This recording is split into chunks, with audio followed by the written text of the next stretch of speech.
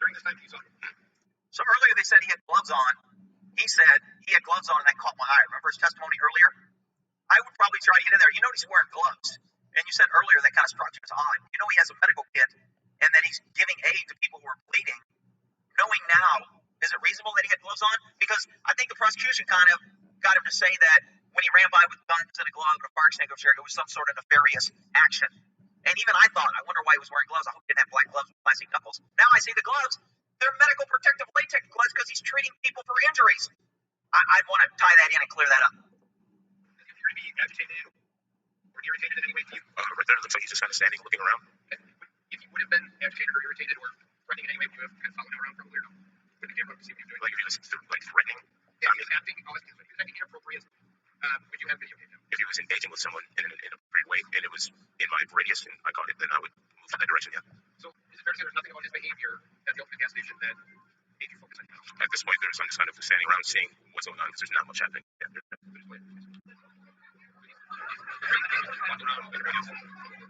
Yeah. Yeah.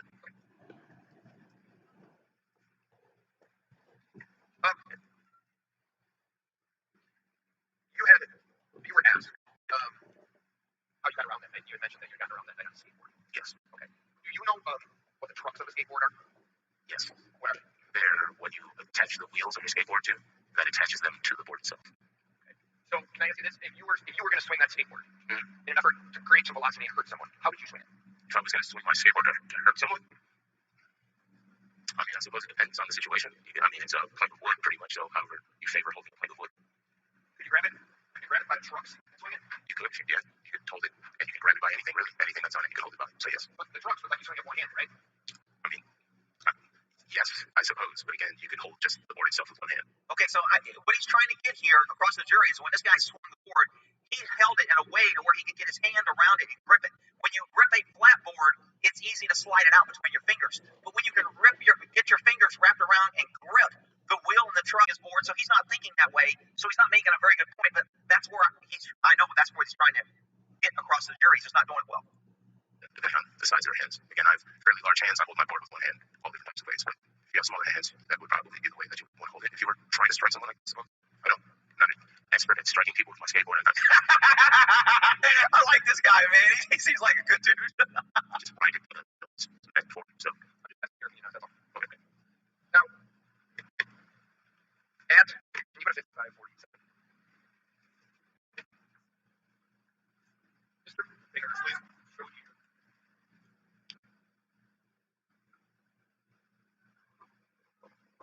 That's fine.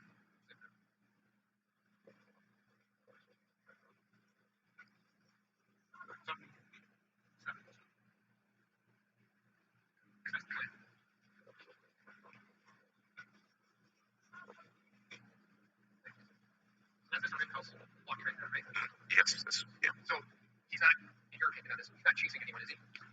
No, it looks like he's headed in a direction. Okay, and is it fair to say that when you observed him, he's walking like you or I would be walking, we were going somewhere? That's what it appears to be. Okay, so in your opinion, he doesn't appear to be hurried or he doesn't appear to be going after someone, correct? At this moment, it doesn't appear to be that he's rushing any longer, no. He's got the fire extinguisher in his hand. Did you see that? It looked like he was still holding whatever he was holding when he was holding the fire extinguisher before, so I imagine he did not slow down for something else. Okay. It's almost like this guy has been coached that don't make assumptions, don't agree with what you don't know, be careful about, they'll try and trick you up and get you to say things. If you don't know, make sure you say, I don't know, and make them clarify. It sounds like he was pretty well about not being a bad witness, and he's doing a good job. Now, were those people right there starting? Is there a flare right there? I'm not sure. Can you replay it?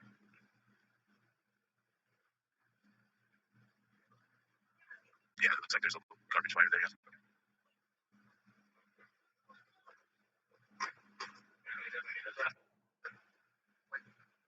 So now, Mr. Rosenbaum, we read that, Mr. Rosenbaum. So now, Mr. Rosenbaum, here, can you see? Now, he's fine. Here, I asked you about the color of his shirt, correct? That's the way it looks like. Okay. Does it appear to you, it wasn't asked by Mr. Baker, that shirt's wrapped around his face now, or around his head? Does that appear to me? It could be around his head or around his neck area or something like that. Okay, you can't see that person's face. Is that fair? Really? No. Yeah, that's fair. You would think if you were going to make that point and use that in the trial and ask that video, you would have already blown up, played the video, and took a still shot of his face covered up, and then it entered his skin. necessarily prove it, at least demonstrate it. So the last part of this I want to show you, Mr. Washington, is the actual incident and the capture. Okay. Sure. Nobody listen? Did you heard a shot, correct? Yes, yes. And then you hear somebody yell, fuck you. Yeah, I heard that, yeah. Yes. Then, and do you know who said that? No. It sounds like a male. Okay, a male voice yells that. Yeah. You hear that.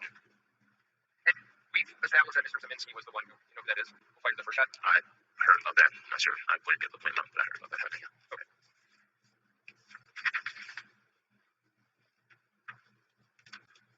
Boring. That would have been a good point to give a nice picture of that guy shooting the gun, because I think he's on camera, and you could blow that up into a still shot. They may be able to clear that up later, but hopefully. You modify during the trial.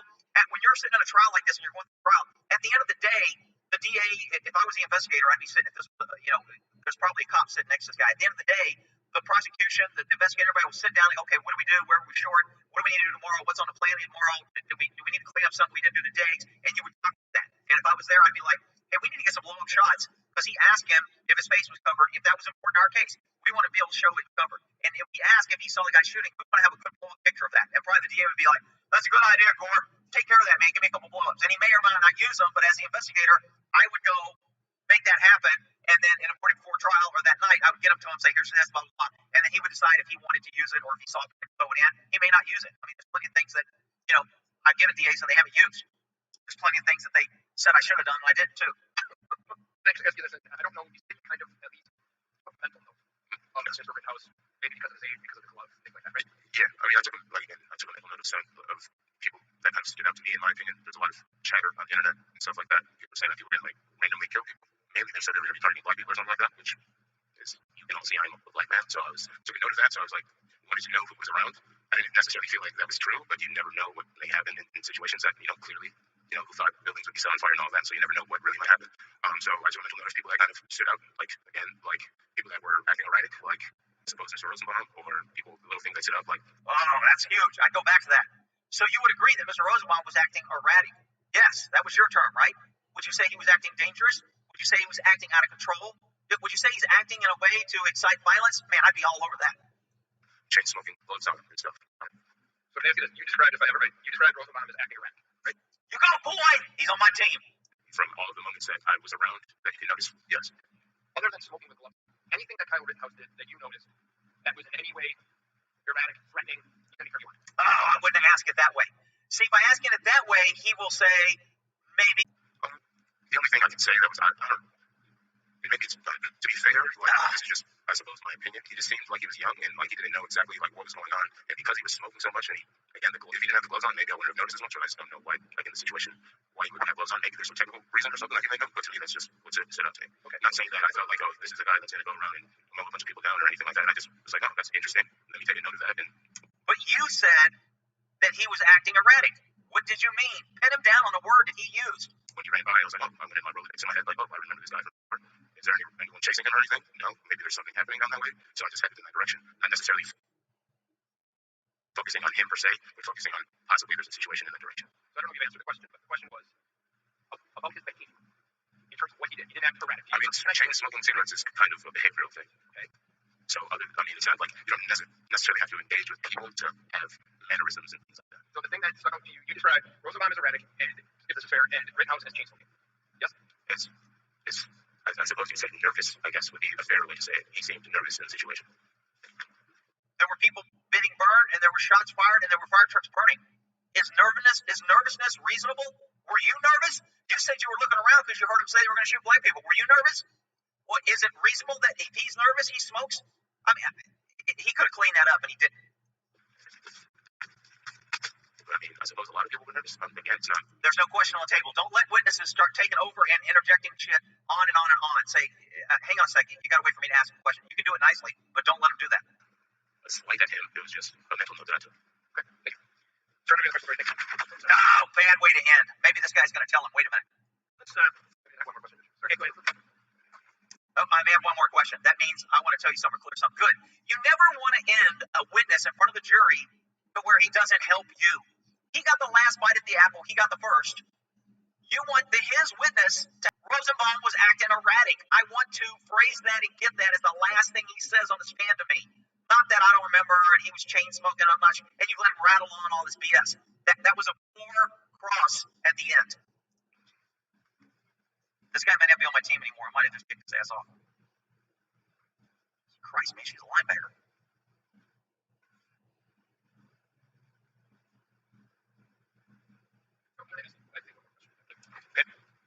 You had said, Mr. Banger had asked you if you noticed any fires at the car source at 63rd and Sheridan that evening. Yes, I believe I said no, I don't recall. Okay. So I'm going to show you this. You can tell me if you recall this. I do notice there was damage happening when he was smashing cars. Hold on. Okay. You remember that's car source, right? You remember that? Yes, that's car source. You read out the fire inside that truck? Yeah, that's what that looks like, yeah. So there were fires at car source that day. Right, if this is at night and that's what's happening, then yes, that's what just happened, yes. Right, very good. Is this, I don't get to pose the question, but I was just wondering if this is like right before the shooting happened? You're right, you don't get to pose a question. See, he just averted his good answer that he was fires, correct? And I would have even drove it home more and said, would you stick by your testimony that you told the prosecution that there was no fires? Would you stick by that, or after seeing this film and I tell you it's there, would you change that? I would have drove that. Now he's letting the witness freaking distract the jury from remembering this I got you moment. He asked questions. You can answer them. So, would that change your answer? The only reason I ask is because if this is right before the shooting, like after I ran as soon as the shooting took place, so I was like zeroing in on what was happening there because there was just a shooting that happened. I was running for my safety. So. All right, we're going to break this time. Please don't talk about the case during the break. Again, standard rules about. Alrighty. Well, that there went long, and that's 1 hour, but this witness is over. I don't think they're going to recross. The prosecution may bring him back. Remember, if the prosecution brings him back, then they get another bite at him. But they can only get a second bite on what the prosecution brings.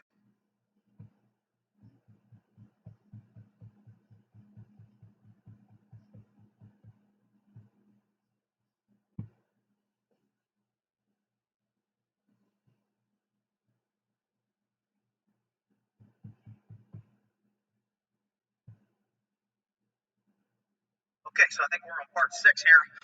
And it looks like the prosecution is going to ask another question. I don't know what it's going to ask, but it looks like they're going to call him back. Here we go. Remember, I'm paying this on time and a half. If you want to slow it down, go to playback and slow it down. I'm at time and a half. Here we go. Probably in the video that there were at least one dumpster at one point that was set on fire on the road. Where did that dumpster come from? I believe the parking lot of the Ultimate gas station. So there's All right, for some reason I got to reboot this because it's like off. Okay, sorry, I had to switch to ABC because Yahoo is just screwed up and you can't get the live. So we're going to continue. It looks like they're going to recross. Here we go. Mr. Washington, I just have a few follow-up questions to the things you testified about earlier. We saw in the video that there were at least one dumpster at one point that was set on fire on the road. Where did that dumpster come from? I believe the parking lot of the Ultimate gas station. There's the commercial building right next to it. And like dumpsters are a station right there. And which one?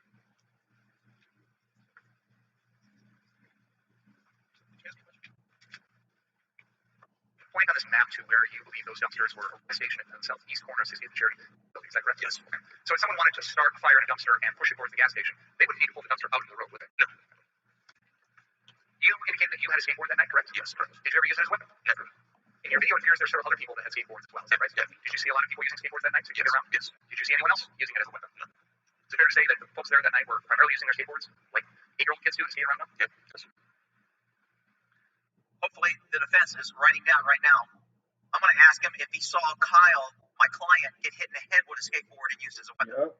You were also asked about Mr. Rosenbaum several times, and I want to clarify something because I think there was a little bit of confusion about your perception of Joseph Rosenbaum that night. So let me just ask you, okay?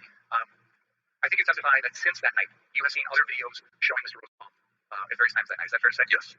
And you agree with me that in your video, he is seen at various times, including at Ultimate Gas? Yes. I know it's hard, but I want you to put yourself back in the mindset of that night when you're taking that video. At that time, did you take any notice of Joseph Rosenbaum? No. From the video that we have, the moments I saw him, he appeared to be operating like everyone else did. Could we go to... See, he just undid that he was acting erratic. That timestamp that I indicated, I think it was 56, something like that. Oh, I'm sorry. Let me turn on all the monitors again. What I'd like to do is play the portion of the video that shows you leaving Ultimate Gas heading south on Sheridan Road. So I think that's about where we're at in this video. When we start it, there's changes that need to be made. I'll let you know soon.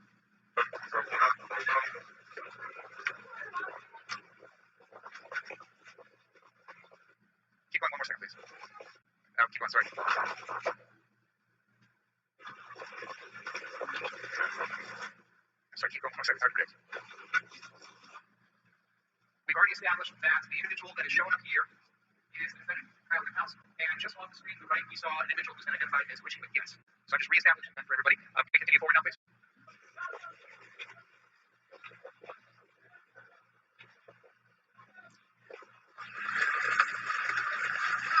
Turn right.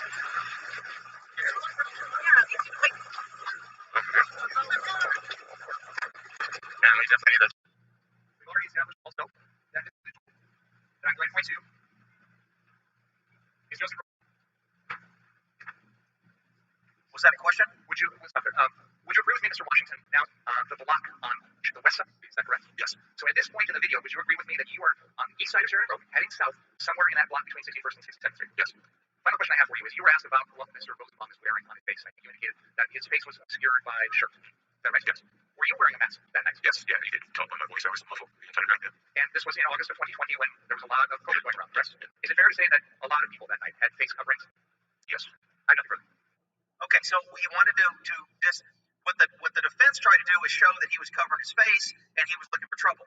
Now the prosecution just undid that in the jury's mind and said it was during COVID. A lot of people had masks. You can't infer. Well, you can't take that individually, but totality of him covering up later and hitting and chasing and saying shoot me nigger and all this other bullshit, you can infer that his mask, even though it was COVID, was also doubling as a way to obscure so they couldn't identify him. Because remember, he was on probation, he was a child molester, and he was violating curfew and he was committing crimes. I mean, and in COVID, if a guy walks into a bank and robs it, is the prosecution going to go, identity?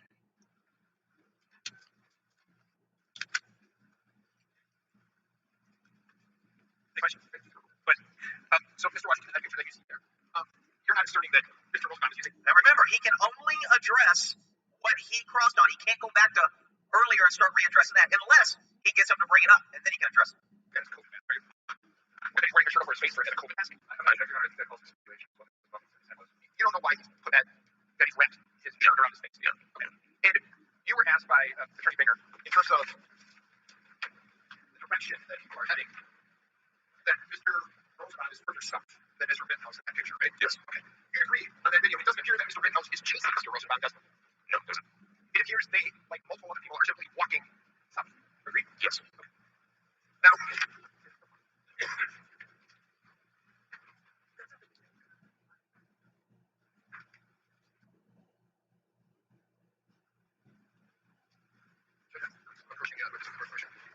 to ask if you just identify that picture. That's E36, is that right? Yes, E36. Can you just tell the jury what that picture of? It appears to be a picture of what is that, purple vehicle? No, it's not. It's a fire by some wood, and there's a dumpster here, and people around it. And if I could just direct your attention to, there's a person there wearing what he said has a bandana. Is that fair? Yeah, that's right. Okay, yeah, sure. No objection. So if I told you that we agree that that's Joseph Rosenbaum in that picture, okay? So Joseph Rosenbaum at that point is wearing you agree a blue bandana over his face. Yes, you agree with that? Yeah. Good enough, Margie. 36.